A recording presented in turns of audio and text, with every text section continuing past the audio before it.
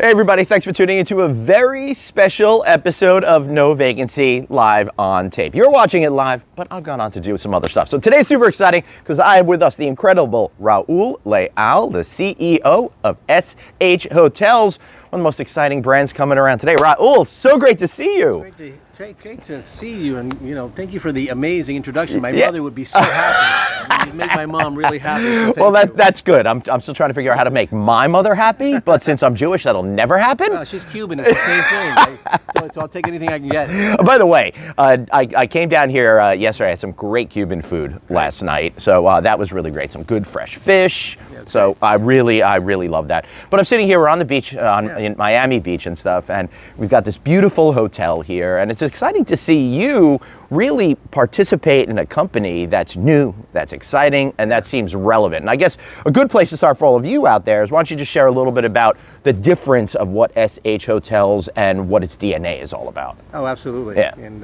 again, thanks for being here. Yeah, for sure. This is the first great weather day we've had in 13 days in Miami, so it's got to be about you. Hey, you're welcome. Well, I am the what is that called? Main star syndrome. I've been working on suffering from that. Well done. You're doing a great job. And the glasses look great too. Yeah, thank you. So fantastic.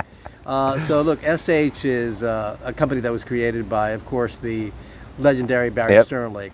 And it really started with the One Hotels brand, which is where we're sitting right now in South Beach. One of the first mission-built, sustainable hotel brands, and I'll speak to that a little bit. Yep. And two of our other brands are the Super Deluxe Baccarat Hotel, and One Hotel's little sister or brother, however you want to call it, called the Treehouse brand, which is about to start to escalate. Already open in Europe, second one open in Europe this year, first one coming to the U.S. this year, and then all over the place. Awesome. But it all started with Barry. So Barry had a great idea, a vision in the late 2009 or something. He saw that the world, the sustainable conscience of the world was about to awaken, and he said, "I think in the future, the people from W, the brand he helped created, are going to grow up." Right. And they're going to want a little bit more responsible product and what forth, and a hotel product that gives back and is focused on sustainability. And then he created One Hotels. Yeah. So all right. So I want to go back to W just for a second, because I think it really frames where we are today. No doubt, because I think this company right now where you're at is very similar to where W was after it was around for like 4 or 5 years, right? Not a lot of volume in properties, but everybody seems to know what it is, right? And I never heard it put that way before, where it's like, where are people going to go when they grow up? And with a lot of the mainstream brands, I'm like, you're focusing so much on millennials, what happens when they get older, right? Yeah, and I think Barry just wanted a place to hang out later. So that's why he said, let me just create something amazing, and I want to hang out there later. And that's actually exactly what's happening. All right, so with W Hotels, and I'm going into this a little bit to set the stage because we have a lot of younger people out there that didn't live through it like we did, really kind of, everyone thought the hotel industry was supposed to be a certain way, but then he looked at it and says, no. And he's why beds are great today, why we don't have flower bed spreads anymore, while hotels are like social hubs again, like they were in the early 1900s and that sort of stuff. So it's interesting to see how he's kind of like, what do people want to do now? And I also feel that this is more upscale than what W was supposed to be, but then that kind of got dragged up to the luxury level from customers wanting it. Yeah, I didn't think. Look, when he created Starwood, it brought together Westin and Sheraton at the same time, and then that was such a groundbreaking event for the hotel business. But I think he saw that he had seen some of the companies like Morgan's, Kimpton, and companies like that were doing something unique, that were appealing to a different consumer. Right. A consumer that wanted something different. Maybe a consumer that wasn't about the points, just wanted a real experience. Right. And that's what he created with W, except he added the points there too, because they were a big legacy brand. But essentially what he was trying to do is try to help people with their aspirations. Right. People had that aspirational thoughts of what they wanted their life to be, not cookie cutter, didn't want to be told what to do, a bit rebellious, founded in or grounded in music, entertainment, pop culture, and that's what W was, and they delivered, exceptionally well. W was definitely my favorite brand, and I stayed at the W Lex Right. Which had the tiniest rooms I think in that was the world. at 53rd-ish or something, right? The smallest rooms in the world, but it was hip as hell. And as a result of that, I came back to Miami. This is about 1999 or something. Right. What were you doing in the hospitality industry at that point, to give some context? So I was running a company called Tecton Hospitality. Yeah, I remember that. And Tecton, with my partner Richard Millard. And we had about 35 branded hotels, all kinds. Yeah, and you should know Richard is like the classiest guy. Loved him. He is another quirky Englishman named Richard. They seem to be in my life. Richard Branson, Richard Millard. Yeah, and so we were doing really, really well. And I said to Richard, I said, you know, the boutique hotel thing is going to catch on. Right. Because people like the fact that it's differentiated, and frankly, a lot of people may be tired of the legacy hotels. And Richard and I did not agree on that, by the way. But we pushed an initiative forward anyway that became Desires Hotels, which we added another 15 lifestyle hotels at the time, and became a pure lifestyle hotel management company. But it was the inspiration from people like Barry and Schrager that pushed us to do that. Yeah. Because just a different vision for the hotel business in general, and it's kind of continued. As you know, the lifestyle hotel and the boutique business has grown incrementally since then. I would say not just incrementally, exponentially. Right. All of the major brands suddenly woke up, and they said, "Oh my God, we got to get into this space." And since around 2009 or so, we saw the creation of soft brands. Then, even more independent type collections, and that sort of thing. That was a brilliant move, by the way, by let's say Marriott doing Autograph and saying, "Okay, we're going to give you the distribution piece of it now." You can kind of create your own lifestyle boutique hotel in your image, which has worked out really successfully for a lot of people. Right, but still tap into that amazing database of people that they have. Distribution and new customers that you'd never be able to get there, and I thought it was a brilliant idea. It really was. So going back, you had brands like, you mentioned Morgan's, like Delano and Mondrian, really kind of reinventing what hospitality could be. Then we talked about that W component that kind of brought that idea to more of mainstream hospitality. And I think in the last 10 years or so, we've been seeing a lot more focus on sustainability. But when COVID hit, people forgot about it. Now it's coming back, I think, in a much better place than it's ever been. I think folks are really incorporating that sort of stuff into their lifestyle. In fact, I just bought a Lomi, so I'm doing some home composting now and stuff like that. I just put solar panels on my house. Nice. And it's I love the new electric bill. Yeah, I bet you do. Close to nothing, which is great. I'm loving that. But it's terrific. But I think, look, as Barry had thought, I think the sustainable conscience of the world started to really come alive. And when we look at Wynn Hotels, we always say, the world is beautiful and we want to keep it that way. So his idea was why don't we draw attention to sustainability through design, through biophilic design. Biophilic design is the idea of bringing the outside inside with designs that are focused on nature. That's right. And it's way more than that. For us, I mean, besides everything that we do on the design side, incorporating reclaimed and local materials everywhere, and the stuff that reminds you about nature, we also have the systems behind the scenes that monitor our emissions and all the programs that we need to do to be responsible and hopefully decrease emissions as one property at a time. But that piece of it for Wynn Hotels is pretty significant to our customers. As a matter of fact, about I believe the statistic is 89% of our customers stay with us because of our mission, our sustainability mission. Really? And 56% of our customers are female. Right. So that's a big part of our component of business travel. So this really surprises me, because I hear a lot about people saying that they would prefer to stay in hotels that focus more on the environment and sustainability. But I haven't actually seen any real proof, because everyone in my life is like, that's good, but I got to stay over here. Right. Well, it depends. So what we do, it's more than just. First of all, we're not activists. Right. We're not doom and gloom. It's gonna be, we're trying to say, look, nature is beautiful. Let's clean up the planet. But I think it's also about choices inside Wynn Hotels. It's pretty programmed. There's lots of programming going on, not just nature activations and wellness or whatever else, but music and entertainment, educational things and different types of programs, lots of involvement with the community. So it feels like when you come to this hotel, you have choices. Look, if you want to get in the corner and read a book somewhere next to some beautiful plants and a nice greenery, that's great. But if you want to go out on the rooftop and rock out, you can also do that. So I think in today's environment, especially for all hotels, what's going to make hotels continue to be relevant is I think they do have to provide choices to consumers. And if they don't have them inside the hotels, they at least need to partner in their communities with Right. those businesses that do. Yeah, and that makes a lot of sense. When you Yeah. walk into the lobby here, there's a giant blackboard that has all of the activities for Yeah. January on it, restaurant hours, morning yoga, Yep. this musical events that are happening on the weekends, which I thought is pretty cool as well. But I like the whole notion of, you can stay how you stay while also doing Sure. something right for the environment. That's really important, and that programming aspect is really important to give, Yes. because I don't know how I'm going to feel if I'm coming here and I say I want Right. to take 4 days of vacation, right?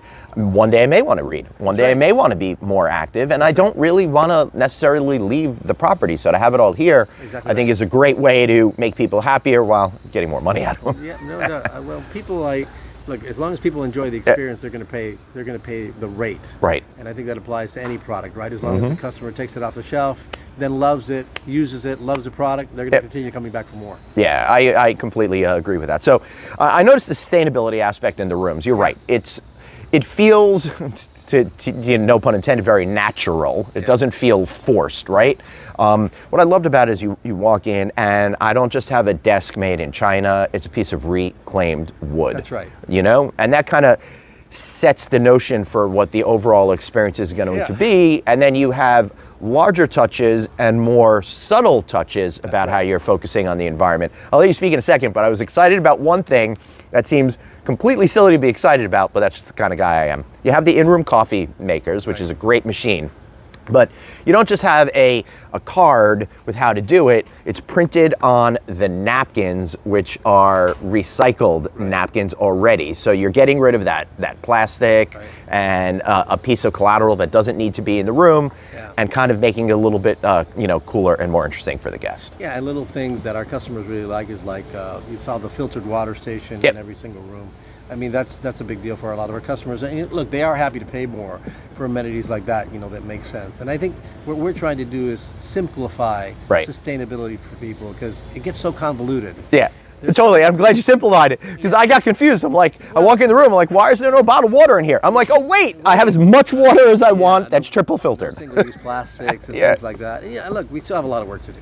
Yeah. Because there's things that you have to monitor today very closely, like your supply chain, and where do these things really come from. So we're dead serious about it. But I think the face forwarding to our consumers is about making sure that they're enjoying the experience, and hopefully, we're probably one of the only companies that's going to say this. We hope that others copy us. Right.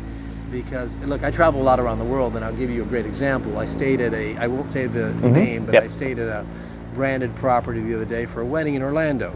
And lovely hotel. And in Orlando there's lots of lakes behind the hotels.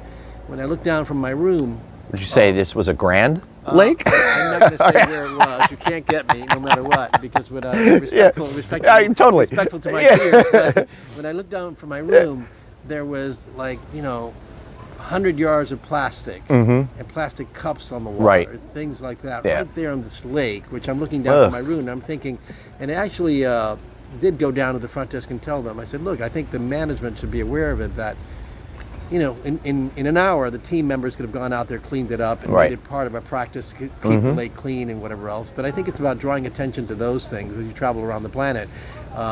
Not every hotel needs to be net zero. Right. We don't have a target for net zero for every hotel. Just clean up the areas around you. One hotel at a time is our perspective. Like that One Hotel. Is that kind of where the name comes from? Yeah, for sure. One Hotel is also derived from the concept that it's one planet, one people. Right. And that we should all be looking out for ourselves. We need to keep this place clean, for God's sake. Yeah, no, I like it. And what I really like, again, about it is you're not being preachy about it. You're just going about your business and setting an example. And educating. Right. There's lots of educating going on, and podcasts that we put out, and lots of articles about it. But it's really up to you to decide what you do that. Right. Internally, we do quite a bit of training with the team members. Right. And our hope with our team members is the following, that they'll learn enough to take it home with them, and they'll put some of the practices in place. It's just simple things that you can do at home just to offset your carbon footprint. Yeah. And that's hopefully our thought. So how do you think about then branding? Because this has been a big chunk of your professional career. First with Desires, and Barry's experience with W, your experience with Virgin prior to this. Yeah. Know your consumer. I mean, and the consumer today is, changing so much. Right. generational, multi-ethnic, multinational, you name it, right? So I think today, more than anything, data is king, but understanding what it is your consumer wants and then headed in that direction. When you say what your consumer wants, then you're looking at a psychographic slice, right? Yeah, for sure. And once you look at that slice, taking some of the data, and look, in some cases, I think Steve Jobs said it. He said, sometimes the consumers don't know what they want. Right. And you kind of have to give it to them. Yeah. That's true, but you need some data to understand, what inkling they have and what direction. And that one, I think we do a lot of focus groups with our customers, kind of understanding what would you like to see next? What are some of the things that we're doing better? On the sustainability front, is it enough, or what else should we be doing? So it's really about listening to the customers and seeing, are they having a great experience? What's their feedback? But I also think it's connecting the dots and giving them things that they didn't know that they wanted, but it turns out that they actually need. And I think when you talk about Apple and some of the things that came out of there, like nobody needed an iPod when that first came out, right? Nobody knew about it, but it like reinvented stuff. And I think it took some of the ideas that were floating out there in the universe and put them together in a unique way. And that's kind of what I think you're trying to achieve here as well. And I think so, but I think, again, the broader community of travel is going to be very specific about where they stay, depending on whether or not the hotels that they're staying at have a real mission or purpose, or if they see that are helping out with their communities, contributing back to their communities, contributing back to the planet. I think if you talk to the majority of customers that we speak to today, that's going to be a big decision for them in the future, whether they stay there or not. Right. So, I think it's unfortunate, but sustainability gets highly weaponized today. Absolutely. Politically. Yeah. And well, everything is weaponized politically these days. And people, make a lot of claims and things that they don't do later. I think if you're not transparent with today's customer who has so much transparency, I think you'll be a dead brand in no time. Right. And I think that a lot of that disconnect happens with older people that get thoughts from other people that are in their same age group, demographic, and stuff like that. So they've created this, I hate to use the political terms they're using, a bubble around them that they don't really see what's happening. That's right. My kids, I have twins that are just about 20 years old, so they're firmly in Gen Z. They see the world very differently than the way we saw the world when we were 20. We didn't know anything about sustainability back then. And and they have all the information at their fingerprints. Right. I used to, remember having to look up an encyclopedia or something to find stuff. Now today it's right in the palm of your hand, right? So, yep. Yeah, I'm just thinking about my World Book encyclopedias that I had back there. I have to go through those things to look stuff up. Now I'm like in 10 seconds, knowledge is power. For sure. So how do you think about brands overall in the hospitality universe, how you fit in? And one step further, how do you maintain that over time? Because we've seen a lot of good brands that were very popular, then kind of lost it. Some were able to come back. One notable note was, I felt like 15 years ago, Holiday Inn was on the precipice of irrelevancy with the American public, but IHG, called it 10 different names back then, came in, put over $1 billion into it, reinvented the whole thing, and it re-entered the hospitality zeitgeist, right? Yeah, so look, I think today, the big brands specifically, and I've been an owner of a bunch of franchise hotels, and I'm a fan, but I think today there's so many brands, and that they have to really isolate what the differentiators are between all these brands, because look, I'm confused, and I'm in the industry. We all are. So I know the consumer's confused, and the more brands you have, the less relevant that your mother brand becomes. So I think that some of these bigger brands have to figure out a way to really isolate what makes sense for their consumer, instead of rolling out a different brand every 2 months or every 2 years, and confusing the consumer even more. Right. And I think listening to the consumer and making sure what is relevant to the consumer today. What are the important things that matter to the consumer today? Some of the things that I've been talking about. Certainly sustainability.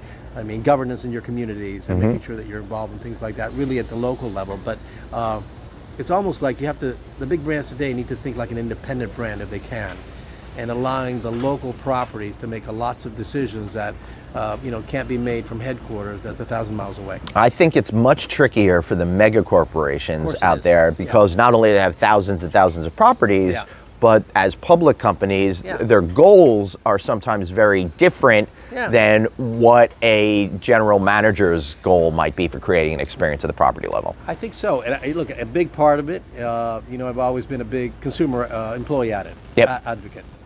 I think the biggest challenge is saying, how do we get people really super pumped about the industry again? Right.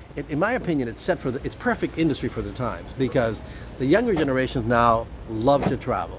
That's what they love to do. They Right. love to go here, they love to go here, they love to go here. So there's hotels all over the world. So if we were able to figure out a way where, globally the hotel industry could synchronize a bit all this from a talent pool perspective, it's really the best industry in the world for today's people, because they can work from anywhere. Yeah. And they can go work in Greece today and be back in New York tomorrow, right? It's so funny, man. We were just talking about this in the last couple of weeks on No Vacancy, and we talked a lot about digital nomads. And I'm like, why not have nomadic hospitality workers? Sure. You guys Totally. could hire somebody that could work here for 6 months, then they could go to Hawaii for 6 months, then they could go to London for 6 months. And we're doing that, but it'd be great Cool. if the industry got behind that. I didn't know you were doing that. Yeah, That's fascinating. We're totally doing that, and it'd be great if the industry got behind that, and somehow we figured out a way, at least in the States or whatever, to get people to move around from company to company and utilize resources. Because what happens is, when you lose people, they start to go to other industries at the end of the day. Right. And I think our industry today delivers what people want to live for today, which is seeing new and different experiences all over the world. Yeah, now we had on No Vacancy last week, Chip Rogers, of course, he's the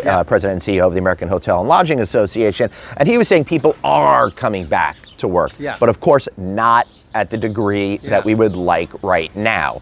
So I love your ideas about engaging them in a very different way, because I don't see that happening at, restaurant companies necessarily, or retail companies necessarily. So how are you engaging your employees to make sure that you don't have the 80% turnover that the rest of the industry has? Well, we definitely don't have that kind of turnover. I'll speak to that in a minute. But look, it's a broader way of thinking about it. Yeah. We can't just say, well, let's engage our employees to come back to the industry and put out a few campaigns. Right. Let's think about it this way. Since COVID, you now have remote work possibilities that we didn't have before. Right. So let's talk about the accounting and sales teams inside the hotels. These are people that in some cases may not have to be inside the hotel, that can work remote. Right. So instead of having offices for all those people, for example, why wouldn't we take those spaces and create much better employee areas everywhere for everybody, for the people that are there all the time, the servers, the engineers, the housekeepers, the front desk people, and provide better services inside the hotel in the same piece of real estate. Right. Without getting rid of one hotel room, which is of course what every developer is going to say, right? Oh Yeah. my God, I'm losing two. So instead of having a 200 square foot cafeteria for a 400 room hotel that has 400 employees, why don't we take a bunch of those offices and make them real employee areas? Take a little bit from the tech side on that, where the workplaces inside a tech company are just magnificent, and fabulous, and whatever else. I was thinking Las Vegas casinos, because they do a great job back of house. Of course they do, and they have the space to do it. But I'm thinking like any property can do that, because today you can have people work remote. You don't need the same amount of offices, but that's just one way to do it, right? From our perspective, our industry, our turnover is way lower than the industry. People that work for us are definitely attracted to the mission of the company. The same as our consumers. Right. So if they're saying we have a real mission and we stick to it, everything that we do is guided by the purpose of the organization. That's how we run the thread of operations, culture, training, what for. So I think companies today, whether in the hotel business or not, if they're not driven by real purpose, you're gonna have a hard time keeping people there. You'll hire people, right, but they'll come and go, and there'll be an open door. Well, that's a really important word to say. Purpose, right? We don't talk enough about that. We talk about engagement. You can engage people and make them feel good about themselves, but if they don't have that internal sense of reason for being there and doing, contributing, right? Yeah. So how do you make people feel that they're actually contributing? Well, first of all, we do a lot. We do a lot of talking about it. Yeah. It's just not a poster on a wall. Right. Like most people, they have all the values on the wall, whatever. So I just have the cat and hang in there. We're thinking, okay, that's what's going to inspire you is that poster on the wall. Right. It's so many different acts of things. It's education. It's celebrations. It's allowing them freedom to go out into the communities and live those values. And here at the One Hotel South Beach, we're continually doing community, beach club cleanups, as a team, things like that. But the hotels are fully empowered to do those things. There's no one program behind it. We're just do it. X amount of community hours a year that we want to do and hit as a target. We always exceed them, but it's really about getting people inspired behind that vision and meaning it. But it's not about a bunch of posters on the wall. Right. If you think your values from home office posted on the wall are going to make a difference, purpose, without a process behind it, is worth the paper it's written on.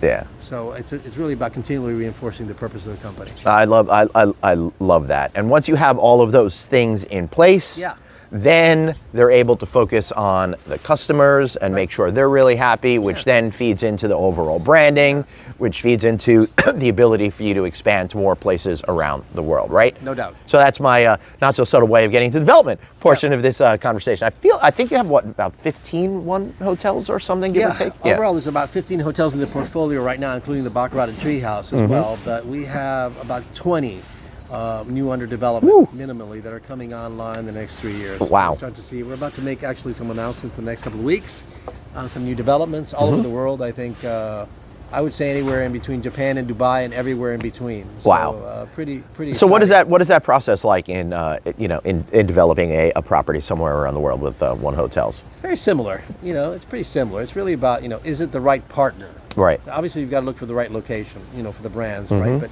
the most important thing to us is the partner. Right. Do we have the right partner? And the partner has to be like-minded. Right? So before we do that, we really vet our partners out very clearly, and they're people that do believe in what we're doing, sustainability, contributing to the world one hotel at a time, and improving their community. So that's really the most important piece of it. The rest is just paperwork. So are the developers people that have a lot of personal wealth, pension funds? How are you looking at that? Right.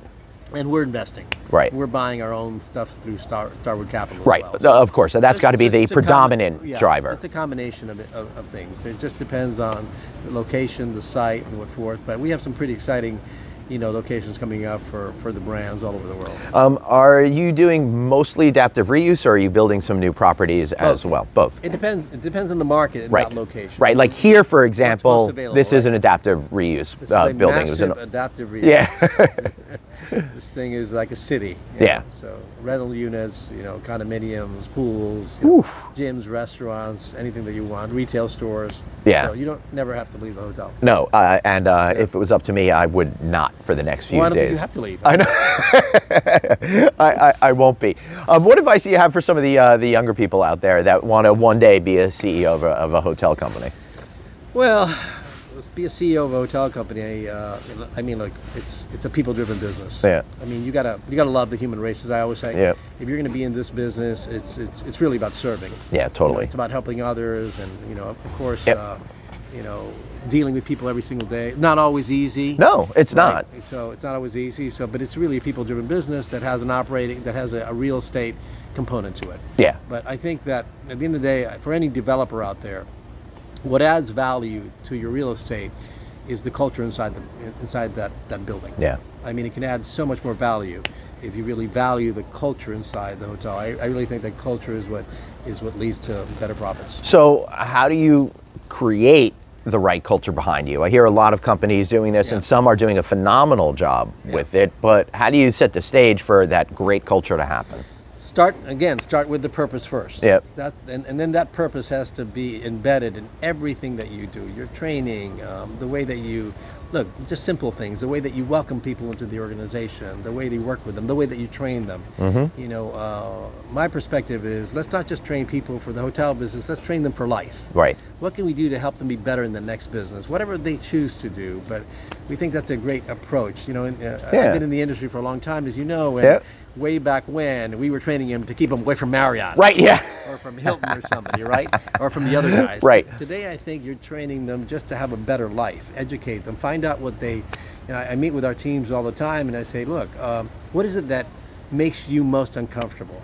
Whatever discipline, if it's accounting, for example, right, then dive into that. Heck We can help you. We have courses and things and education to do it, so that you understand a piece of it. You understand that it's not brain surgery. You too can learn it. It's going to make you better in life later if you want to, run your own business. So hopefully, it's just about being good to other people. Not only that, but I think some of our perceived weaknesses could actually turn into your greatest strengths if you put the time and effort into it. Believe it or not, before I did any public speaking or podcasting and stuff like that, I was freaked out. The first speaking gig I had, I couldn't handle it. I never thought I could do it. But by putting a lot of effort and time into battling the demons that made me think I wasn't good at it, then I was able to own it, right? It's hard work. Yeah, I mean, if you want to be good at anything, you've got to work hard at it, and set your sights on it. I was lucky because I decided early on I was to stay in the hotel business. Right. So a lot of people have a lot of time making a decision about what they're going to be, and so it worked out for me. But I think just whatever you put your heart and soul into it, you still have to work on it. Yeah. How did you find your way into the hospitality business, and what was your first gig? Very simple. My father was working at a hotel in downtown Miami. He was a Cuban immigrant. He was working there in the restaurant. And one summer I went to work with him as a busboy / dishwasher / room service waiter. All the details will be revealed in the book one day. Yep. But and I fell in love with it. Yeah. And I said, I want to be a general manager someday. And that was my goal. And I stuck to it. And but there's lots of things I had to do along the way to become a general manager. And I knew that I had areas that I wasn't really good at, like cooking. Right. Because I was, I had a Cuban mother, Cuban sister who wouldn't let me in the kitchen. Right. So I had to go to the kitchen, learn how to cook, and then later just became a fan of food and beverage and excelled at it.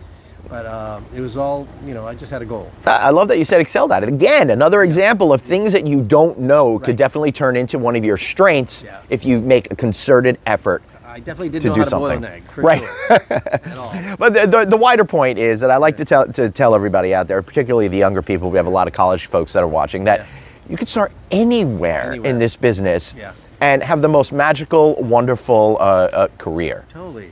There's so many opportunities inside just this building.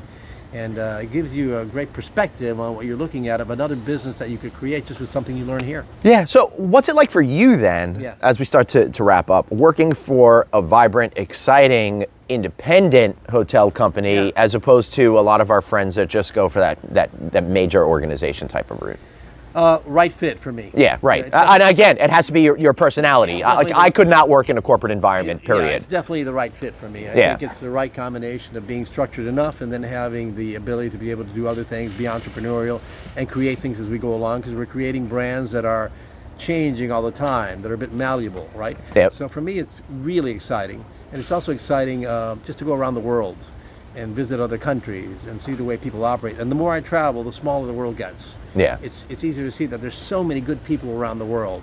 And I think mostly everybody has the right intentions, right? Yep, absolutely. And but I mean, a few others hold us back, obviously, but we have the right intentions to make things right. So it's very eye-opening, and that's why I say everybody should travel around the world as much as they can. I think travel and meeting people of different cultures, backgrounds, completely changes the way that you perceive how this world works. No doubt about it. It changed my life, for sure. And I can't help but think that, I grew up in New York City. My experience is so different than your experience down here versus somebody who grew up in Guyana or something like that, right? It's completely. So that's pretty awesome. Before we wrap up, how does Treehouse differ from SH? What's that point of view, and what should we expect with that? Sustainable as well as One Hotels. Probably a little bit more nostalgic, irreverent, cheeky, playful. So we say it's more the playful side of One Hotels, right? Right. Highly activated in F&B, just like One Hotels, but certainly a little bit more playful, I think is the main word. Right. Comfortable and vibrant food and beverage, all those things. Awesome! I can't wait to learn more. The one in London is terrific. Yeah, Mayfair, right? Well, that's one hotel. Oh, that's the one hotel. And then we have the Treehouse nearby. I have not been to London since like 2019. The one hotel Mayfair, and it's pretty fabulous. I've only been since 2020. I've only been to Canada once and Bahamas once. I got to get back out and explore the world. Come down I know. to Miami more often, especially this time of year, for sure. I was just talking to some people back in New York. They're shoveling snow right now. I'm like, sorry. Well, you definitely brought the weather. Yeah, the weather with you. Thank you. I know. Sorry. Anything else that you want to mention before we get out here? No, it's been great. Thanks for having me. Thanks. Make sure you stay at SH Hotels whenever you can. This property here in South Beach is absolutely beautiful. Raul, thank you so much for being here. Pleasure, and I want to thank all of you for being here. Make sure you subscribe to our newsletter. Text the word hotel to 66866. That's right, hotel to 66866. You'll get our Sunday night newsletter. Subscribe to all of our podcast videos, all that kind of thing.